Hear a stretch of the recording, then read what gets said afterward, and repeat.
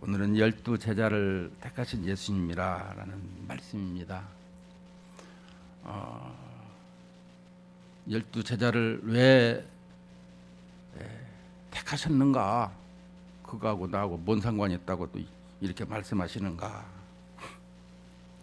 하나님의 말씀은요, 참 들으면 들을수록 오묘한 것이 많이 있습니다. 교회에 오면 우리가 하나님의 말씀을 들으러 와요. 왜냐? 하나님의 백성들은 하나님의 말씀을 들어야 되기 때문에.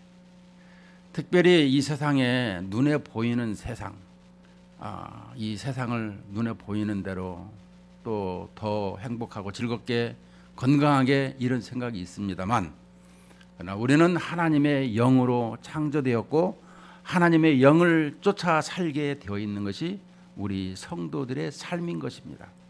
그러니까 내 영혼이 잘되고 범사가 잘되고 강건해야 된다라고 성경은 강조하고 있습니다. 오늘 우리에게 이 12제자를 세우신 예수님이라는 것, 특별히 이 12제자를 세우는데 오늘 13절에 보면 또 산에 오르사 자기가 원하는 자들을 부르시니 나온지라 그랬습니다. 산에 오른다. 이 산이라고 한다라는 것을 우리가 생각할 적에 우리가 산상수훈, 그 전에 좀 구약으로 내려가면 시내산에서 율법을 받은 것, 이것을 산이라고 할 수 있겠습니다만은, 그러나 이 산을 얘기할 적에 그 시내산에 올라가거나 또 예수님께서 이 산에 올라가셨다라는 이 팔복을 선언하실 때 보면 무언가 새로운 것을 계획하시고 이루어 가시려고 하고 있더라는 것입니다. 그래서 오늘 또 산에 오르사라고 하시는 말씀을 보면 예수님께서 무언가 새로운 것을 좀 하시려나 보다. 그래서 앞으로 되어질 일, 이것을 말씀하시고자 이 산에 오르사 이렇게 말씀하신 것입니다. 그래서 산에 오르셔서 그 모든 것을 이제 말씀하시는데, 자기가 원하는 자들을 부르시니 나온지라 그랬습니다. 자기가 원하시는 일. 자, 이제 우리가 좀 역사적으로 이 부분을 한번 생각해 보면 12제자를 세울 적에 오늘 보면 이 마태복음 10장에 12제자 이름이 나오고요. 오늘 여기에도 16절에 12를 세운 이름이 나오고 있습니다. 그런데 구약에 12지파를 세우는 것을 볼 수가 있습니다. 12지파하고 이 12제자하고는 이 매치가 되는 거예요. 왜냐? 이것은 요한계시록에서 21장에서 이 12사도의 이름이 기록이 돼 있어요. 그러니까 하나님께서 이 천지 창조 경륜 속에 창조를 하시고 하나님의 나라가 이 반역으로 말미암아 파괴가 된 것을 설명해 주고 있죠. 하나님께서 다시금 이 계획하신 것이 뭐냐? 하나님께서 교회를 세우시고자 하는 하나님의 계획이 있으셨다, 이 말씀입니다. 그래서 구약에는 이 12지파를 이제 만들게 됩니다. 누구를 통해서? 야곱을 통해서 12지파를 만들죠. 르시, 레유, 단납, 갓, 아이스, 요셉, 베냐민, 그렇게 앞에만 따면 이렇게 됩니다. 근데 이 요셉 지파를 이제 흑암의 세력 사탄이 요셉을 죽이려고 이제 이 구덩이에 넣었지만 유다가 이게 건져내죠. 그래서 팔아버립니다. 이게 팔았는데 창세기에서 뭐라고 하죠?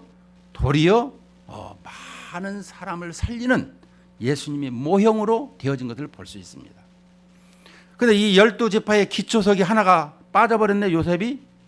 그러고 나니까 이 요셉의 아들들을, 므낫세와 에브라임 지파를 이 야곱이 자기 아들로 이렇게 기록을 합니다. 12지파가 이제 완성이 되는 것을 볼 수가 있습니다. 이 12지파 12기초석을 가지고 있는 것입니다. 그런데 이것이 가나안 땅에서 이 12지파 교회를 설명하는 것입니다. 지금 12지파 12사도를 얘기할 적마다 예수님이 이 땅에 오신 목적이 교회를 세우기 위해서 오셨다라는 것을 머릿속에 염두에 두셔야 돼요. 그래야 이걸 안 놓쳐요. 자, 이 12지파가 교회가 이스라엘 백성이 가나안 땅에 섰어요. 가나안 땅에 이제 하나님을 예배해야 되는데 예배를 잘 안 해. 하더라도 양다리를 걸쳐.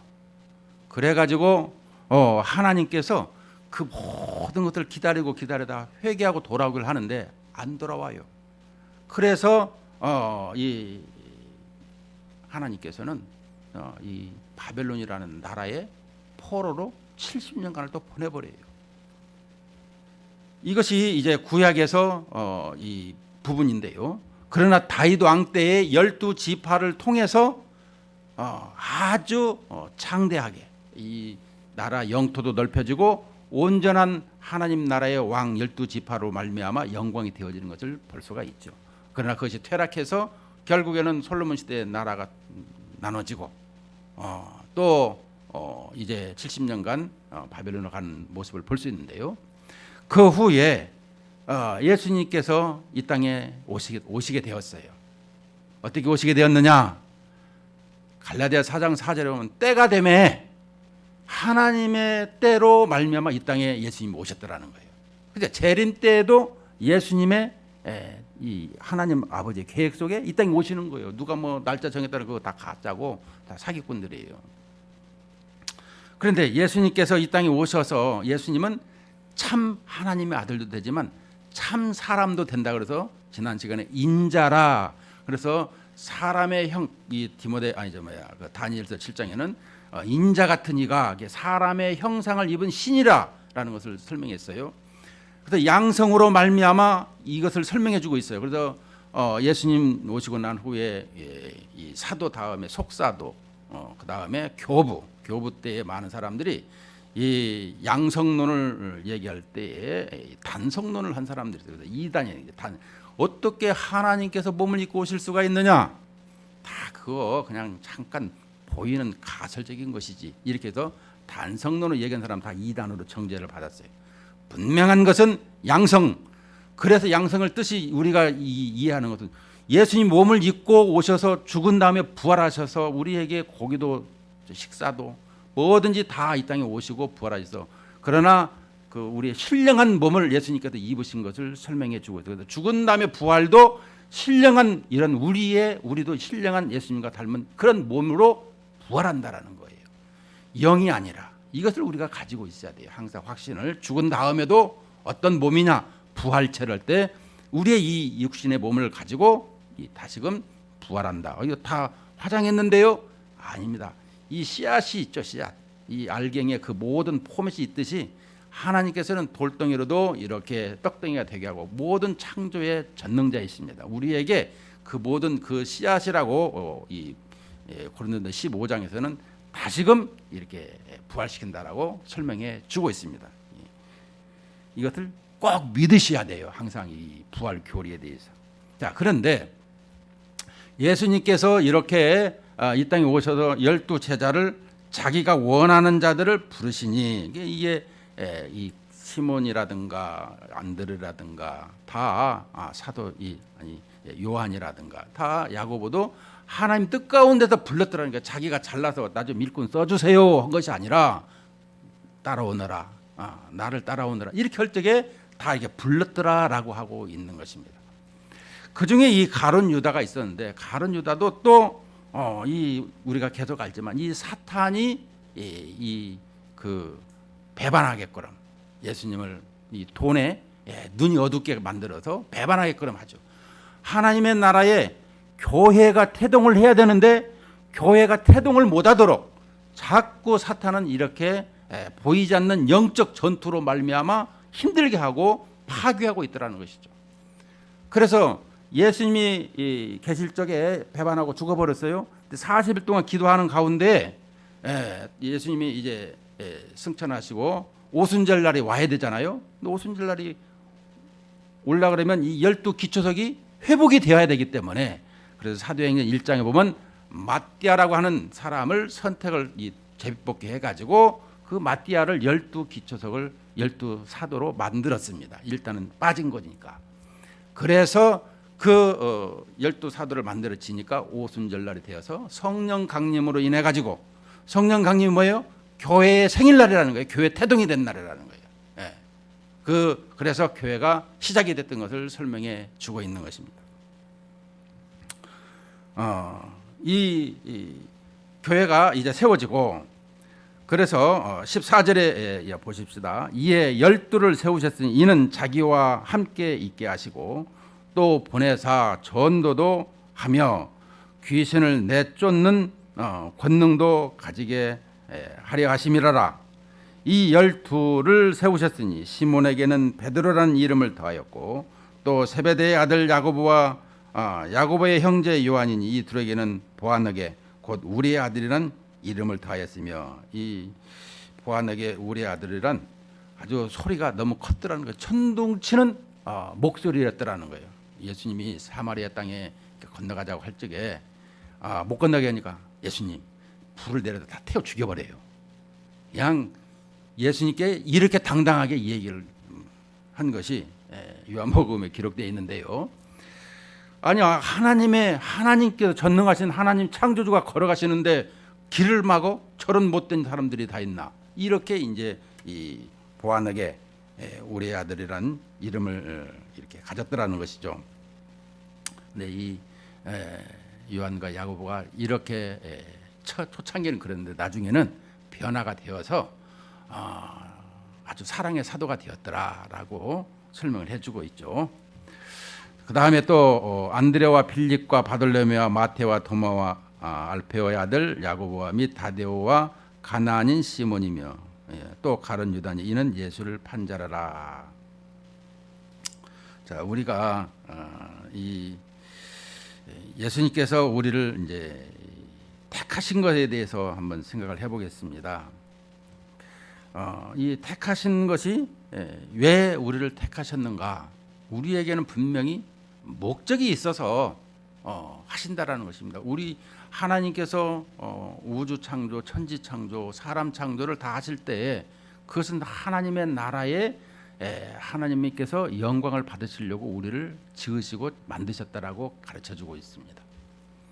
마찬가지로 우리가 우리 사람들이 마땅히 하나님 앞에 영광을 돌려야 되는 삶이 우리의 의무인 것입니다. 의무. 근데 우리는 그런 거하고 좀 상관이 없는 것처럼 우리는 살아가고 있지만 그것은 타락함으로 말미암아 그것을 잃어버렸기 때문에 그러는 것입니다. 하나님과 영적으로 교제하면서 살던 우리가 하나님을 배척하고 배반하고 반역하고 난 후로 그 영혼이 죽어버렸더라는 거예요. 그래서 끈 떨어진 연처럼 헐렁헐렁 이렇게 가고 있는 인생들이었더라라고 설명해주고 있어요. 우리가.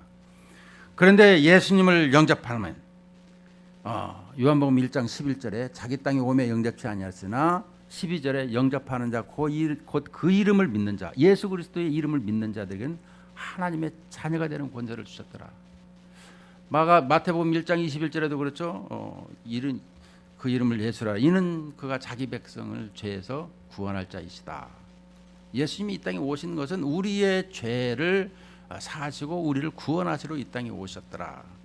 또 일하러 오셨더라. 또 교회를 세우기 위해서 이런 큰 프로그램으로 말미암아 이 땅에 오시게 된 것을 설명해 주고 있습니다.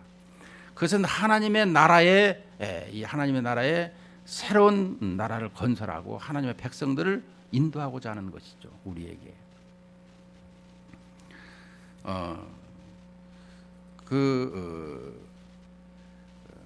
주님께서 부르신이 나온다라고 할 때 마가복음 1장 17절에 앞장으로 넘기면은 17절에 예수께서 이르시되 나를 따라오라 내가 너희로 사람을 낚는 어부가 되게 하리라 하시니, 우리를 부르신 이유가 뭐예요?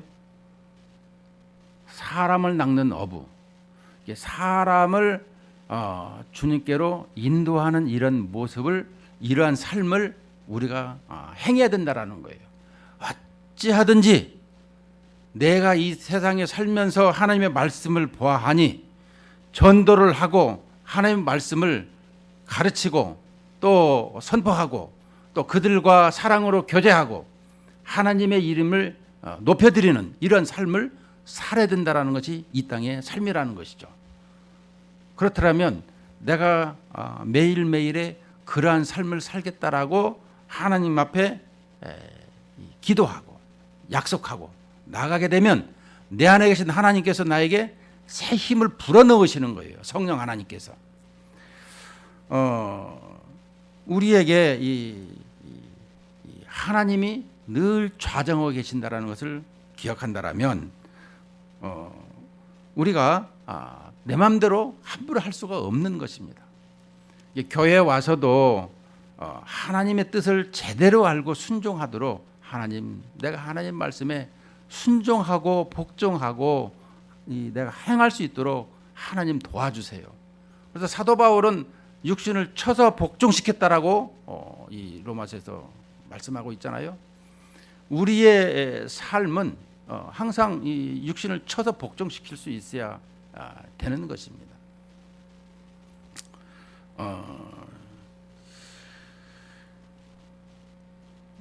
특별히 하나님께서 이 12를 세웠는데 14절 보면 자기와 있게 하게 하시고 우리는 자기와 있게 하신다라는 게 뭐예요? 연합하는 것을 설명해 주고 있습니다. 먼 일을 시킬 적에 나를 떠나서 그냥 네 맘대로 하세요. 이게 아니라 주님은 영적으로 늘 함께 온 시간을 주님과 함께하는 이런 모습을 원하고 계시더라는 거예요. 우리가 이 부부간에도 또 교회 성도들 간에도 하나가 될 수 있잖아요. 서로 간에 뭐 카톡도 할 수 있고 전화도 할 수 있고 또 이신전심이라는 말도 있고 우리가 그런 것을 항상 할 수가 있는 것입니다. 이런 것을 우리가 주님과 함께하는 이런 모습을 생각하고 또 그대로 행해야 된다는 것입니다. 또 보내사 전도도 하며 이 전도라는 말씀을 여기서는 그냥 우리가 그냥 예수 믿으세요 이런 전도가 아니라 캐러세인이라고 해서 여기서는 선포하는 것을 설명하고 있는데요. 전도도 하며 이렇게 설명해 놨네요. 그런데 여기에서 보면 이 또 보내사 선포 하나님의 말씀을 이 선포하라는 거예요. 제가 그 사도행전 2장을 볼 적마다 그 불의 혀같이 임하셔서 그 아는 사람들 다 알죠. 이 오순절 성령 사건은 단어적인 사건이요 교회 태동하는 사건이라고 인정을 하고 있습니다. 그러나 그 태동 속에 그 하나님의 이 뜻이 어디 있느냐? 각 사람에게 불의 혀같이 임한 것은 그 사람이 하나님의 말씀을 선포하는 선지자요. 또 이 하나님의 말씀을 증거하는 이런 모습을 살아가야 된다라고 가르치고 있는 것입니다. 우리는 그냥 불의 혀가 임했으니까 그냥 교회가 시작이 되었다라고만 이렇게 마침표가 아니라는 것입니다. 우리의 마침표는 끝까지 세상에 복음이 증거되지 않는 데까지 이 하나님의 말씀을 선포하는 이런 모습을 말씀하고 있다라는 것입니다. 그래서 오늘 여기에 이 전도도 하며 귀신을 내쫓는 권능도 가지게 하려 하심이라. 이 귀신을 쫓는 이 병 고치는 것을 설명하고 있는 것이 아니라 하나님의 나라가 임하는 것, 하나님의 말씀이 이렇게 능력이 있는 것, 이것을 설명하는 것을 말씀하고 있습니다. 이 권능이라는 것은 권세와 능력을 말씀하고 있는 것이죠. 여러분 우리가 권세 얘기할 적마다 이 정부가 세워지거나 또 이 정부에서 우리는 잘 사용하는 경찰들이 스톱하면 차가 가다가 아무리 큰 차도 쓰고 조그마한 차도 쓰고 쓰라면 다 쓰잖아요. 이게 권세라는 것이죠. 그런데 이 권세만 가지고도 안 되는 것입니다. 경찰이 있으면 휙 가버려요.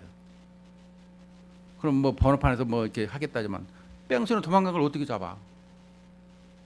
그런데 그런 것까지도 다 컨트롤할 수 있는 능력을 주셨다라는 거예요. 어린 반푼도 없이. 그래서 이 능력이라는 건 할 수 없는 것을 하게 하는 것이 능력 아니겠습니까? 이것을 우리에게 설명해 주고 있습니다. 그래서 이 권능에 대해서 얘기할 적마다 이 사도 바울은 이렇게 설명해 주고 있습니다. 고린도후서 그 10장 3절 4절에 보면 우리가 육신으로 행하나 육신에 따라 싸우지 아니하노니 우리의 싸우는 무기는 육신에 속한 것이 아니요 오직 어떤 견고한 진도 무너뜨리는 하나님의 능력이라 모든 이론을 무너뜨리며 이처럼 이 능력에 대해서 이야기할 적에 이 사도 바울은 그 어떤 견고한 진도 무너뜨린다. 좀 이야기가 조금 좀 어려운.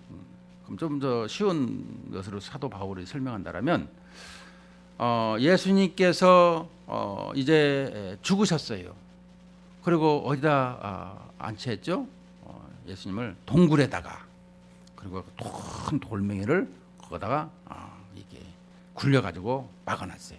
그 사람이 지키고 있었어요.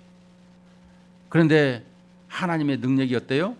부활을 하셔가지고 문도 열리게 하고 또 하나님이 아들 예수님께서 친히 우리에게 보여주시고 승천하신 것을 설명하고 있어요. 그러니까 능력이라고 한다는 것은 죽은 자를 살리는 이런 능력을 말씀하고 있더라는 거예요.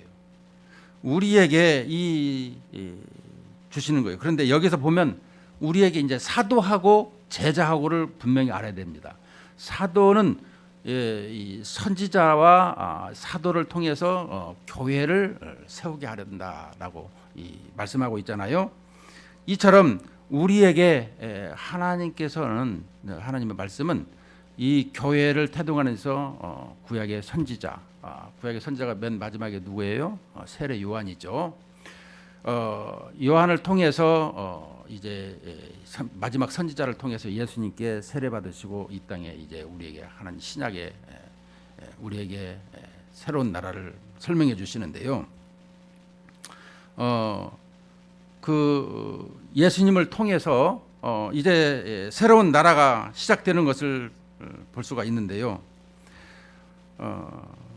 이 능력 또 이 권세 또 나아가서 이 우리에게 실천할 수 있는 특별히 이 사도와 이 우리 그리스도인들 그러니까 사도는 교회를 태동하기 위해서 교회를 세우기 위해서 하나님께서 특별히 세운 사람들이라는 거예요. 그리고 그의 제자들은 그게 아니죠. 우리가 제자지만 이게 사도들은 교회를 세워야 될 의무가 있고 그래서 주님과 함께 동행하고 이런 것을 제대로 배우는 것을 설명해 주고 있죠. 또 나아가서 그들은 하나님의 말씀인 예수님의 말씀을 기록하고 완성을 해야 될 의무를 가지고 있어요. 그래서 사도들은 이 땅에 오셔서 교회를 세우고 왜냐하면 예수님을 통해서 하나님의 나라를 원리를 잘 배워서 이 땅에 교회를 세웠다라는 것이죠. 그래서 교회의 머리는 예수님, 몸은 이제 우리 지체를 설명하고 있죠. 그래서 사도들은 구별이 되는 것은 교회를 세우고 신약 성경을 완성하는 역할을 주어졌다라면 그 다음에 우리 그리스도인들은 그 사도들의 신앙 고백을 쫓아서 살아가는 것을 설명해 주고 있어요. 그러니까 우리가 뭐 사도와 같다, 뭐 사도다 이게는 말도 안 되는 것을 물론 사도성이라고 할 때는 그것을 닮아가는 것을 설명할 수는 있으나 뭐 이 시대의 사도 얘기, 신사도 뭐 속사도 이런 얘기하면 안 되는 거예요. 예. 물론 이제 우리가 신학 공부할 적에는 사도, 다음에 속사도, 그다음에 교부, 그다음에 이제 목사 이렇게 우리가 뭐 당시에는 뭐 중세는 신부 이렇게 지어주고 그랬지만 우리가 이 그리스도인들 특히 목사, 교사 다 마찬가지입니다만은 우리에는 이 사도들의 이 교회를 세우고 또 주님의 말씀을 그대로 우리에게 지금 가르치고 있잖아요. 물론 성령 하나님께서 이 부분을 인도하고 계시죠. 그래서 그대로 우리가 따라가는 것을 설명해 주고 있습니다. 자, 그렇더라면 우리에게 결론적인 것은 이것입니다.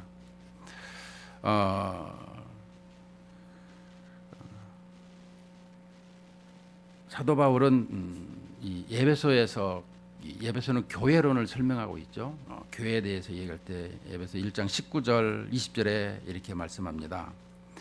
그의 힘의 위력으로 역사하심을 따라 믿는 우리에게 베푸신 능력의 지극히 크심이 어떠한 것을 너희로 알게 하시기를 구하노라. 그의 능력이 그리스도 안에서 역사하사 죽은 자들 가운데서 다시 살리시고 하늘에서 자기의 오른편에 앉히사. 우리에게 이 능력에 대해서 특별히 강조하고 있습니다. 교회가 뭐냐? 예수님께서 하늘의 모든 권세와 능력을 가지고 이 땅에 오셔서 교회를 세우시고 제자들에게 위임하시고 승천하셨다라는 걸 설명해 주고 있는 거예요. 그냥 다 가지고 올라가신 것이 아니라 제자들에게 위임을 주셨다라는 거예요. 계속해서 우리는 그것을 따라서 이 권세와 능력을 가지고 이 땅을 살아가는데 에베소서 6장에 뭐라 그래요? 우리에게 영적인 전쟁, 날마다 우리가 혈과 육에 대한 것이 아니라 보이지 않는 어둠의 세력과의 전쟁을 설명해 주고 있어요. 그러니까 이 제자들을 통해서 하시고자 하는 하나님의 말씀이 뭐예요? 주님의 말씀은 교회를 세워서 교회가 확장되어 가는 역할, 나아가서 우리 그리스도인들도 이 역할에 동참하고 행하는 것을 설명해 주고 있다는 것입니다. 교회가 태동이 되어서도 교회에 나오기를 원치 않는, 우리가 이 교회 얘기할 적마다 또 우리가 알아야 될 것은 이 건물이 아니라는 얘기는 너무나 많이 들었습니다. 교회는요, 우리 성도인 것을 가르쳐 주고 있고요. 성경에서 이 집을 얘기할 적에도 집을 얘기할 적에도 우리의 영혼에 가지고 있는 우리 사람을 집이라고 얘기하는 것입니다. 뭐 하늘에 영원한 집이 있다. 그럼 뭐 거기에 무슨 뭐 아파트나 맨션이 아니라 우리 사람들의 영혼을 설명해 주고 있습니다. 그래서 이 다음에 나오지만 이 집에 이 깨끗이 소재되고 귀신이 도망가고 그러다 다시 돌아와 보니 깨끗해졌더라. 이 집 싸움을 하고 있는 것은 우리 사람들의 영혼을 관리하고 있느냐 안 하느냐 이 부분을 설명해 주고 있는 것이죠. 그러니까 우리에게 이 교회라고 하는 것은 바로 예수 그리스도를 삼위 하나님의 이름으로 세례를 받고 하나님의 자녀가 되는 것을 이 무리가 교회 아닙니까? 뭐 이렇게 반석장로교회도 있고 저쪽 가게 되면 뭐 잠실교회도 있고, 그런데 그런 교회가 이렇게 건물 있는 것을 설명하는 것이 아니라 구약에 보면 광야교회 하나, 신약에도 모든 예수 그리스도를 통해서 영접하고 삼위 이름으로 말미암아 세례를 받고 교회 안에 들어온 사람들을 설명해 주고 있는 거예요. 그러니까 이 교회 안에는 교회를 벗어나서는 구원이 없는 거예요. 신약에 설명해서 얘기해요. 그래서 세례가 엄청 중요해요. 차츰차츰 또 설명을 드리겠습니다만은 우리에게서 이 교회가 이 교회 안에 들어와서 예배 드리는 것. 그래서 많은 사람들은 뭐 하늘나라의 무슨 뭐 대사관이다 이 얘기하는 사람도 쉽게 표현하고 있습니다만은 이런 모습인 거예요. 우리가 우리 영혼이 얼마만큼 온 천하보다 귀하다고 울잖아요. 예. 그래서 이 영적인 전투, 이 고린도후서 10장 3절 4절에 보면 우리에게 이렇게 말씀하고 있습니다. 고린도후서 한번 쳐다볼까요? 고린도후서 10장 3절 4절에 보면 우리가 육신으로 행하나 육신에 따라 싸우지 아니하노니 우리의 싸우는 무기는 육신에 속한 것이 아니요 오직 어떤 견고한 진도 무너뜨리는 하나님의 능력이라. 모든 이론을 무너뜨리며 이것을 말씀하고 있습니다. 그러니까 우리의 싸움은 이 항상 견고한 진 무너뜨리는 것은 하나님의 능력. 하나님의 능력 어디서 나와요? 나의 약함을 고백할 적에, 나의 약함을 아뢰할 적에 하나님께서 이 능력이 되신다라고 설명했어요. 그러니까 이 종이는 우리라 그러면 얼마나 힘이 없어요. 근데 여기다 이 철판을 일으키면 하나님의 능력이 붙어 있어서 함께 하셔서 우리가 어떤 것도 이 힘을 가질 수 있는 것을 설명해 주고 있습니다. 그러므로 오늘 우리의 삶은 이 땅을 살아갈 적에 복음을 증거하는 이러한 모습을 설명해 주고 있는데, 이 하나님의 나라의 복음을 당당히 증거하는 데 있어서 하나님의 자녀로서 통사정하면서 예수 믿으려 하는 것이 아니라, 사도 바울을 보면 사도행전 13장 51절에 이렇게 했습니다. 두 사람이 이 바나바죠. 바울과 바나바가 두 사람이 그들을 향하여 발에 티끌을 떨어버리고 이고니온으로 가거늘. 당당하게 안 믿으면 그냥 티끌도 떨어버려. 너희들은 알아서 하라고. 당당히 가는 것이지 아니면 안 된다고 하냐. 여러분 그렇게 하면 안 되는 거예요. 이 유다서에도 뭐 이단에 대해서도 설명하듯이 그냥 몇 번 두 번 하다가 안 되면 그냥 끊어버리는 거예요. 그렇다 해서 우리가 또 다르게 생각하는 것은 뭐예요? 항상 그를 위해서 기도하는, 혹시라도 하나님의 뜻이 어디 있을까 하고 이런 것은 있습니다.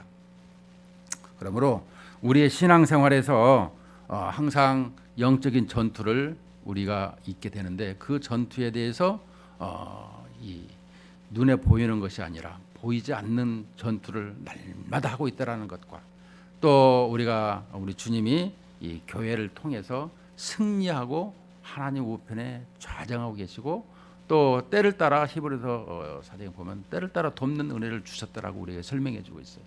항상 우리 신앙생활이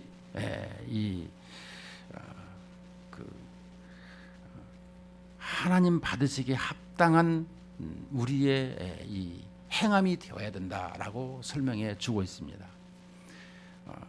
그런 삶이 돼야 되는데, 우리는 이 약한 것을 너무나 많이 가지고 있습니다.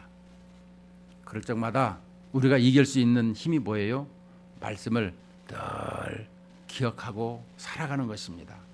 말씀이 내 안에 있어야 내가 힘을 얻죠. 그 말씀이 여가고 매치가 어떻게 되나? 그래서 우리가 큐티 생활에도, 성경 읽는 생활도, 근데 뭐 성경을 무슨 100독을 했다, 200독을 했다, 어떤 사람 500독을 했대요. 500독을 어떻게 하십니까? 내가 물어본 적도 있어요. 인격적이니까 말씀드리기는 그렇지만, 이렇게 장수 넘겼다는 것이 중요한 것이 아니라 한 절을 읽더라도 그 의미의 그 문맥에서 그렇게 주시는 내용이 무엇이냐, 그걸 되새김질해서 살아가는 그것이 더 힘을 받고 기쁨이 있다라는 것을 설명해 주고 있습니다. 항상 우리가 하나님의 말씀을 더욱더 묵상하고 매일매일 또 하나님의 말씀을 연구하고 배우고, 오늘 이 마가복음을 통해서 주신 내용이 뭐예요? 예수님께서 친히 이 땅에 오셔서 교회를 세우고자, 또 교회에 대해서 확장하고자 하는데, 그 영적인 전쟁에 계속해서 우리에게도 현재형으로 주어지고 있는데 우리가 그것을 하지 않고 있다라는 것, 또 그것을 외면하고 있다라는 것, 또 그것을 이게 지치고 힘들어하고 있다라는 것. 그럴 때는 어떻게 해야 되느냐? 때마다 하나님의 말씀이요 찬송으로 말미암아 내 영혼이 소생함을 가지고, 다윗은 그랬죠. 힘들 적에 내 영혼아 여호와를 찬양하라.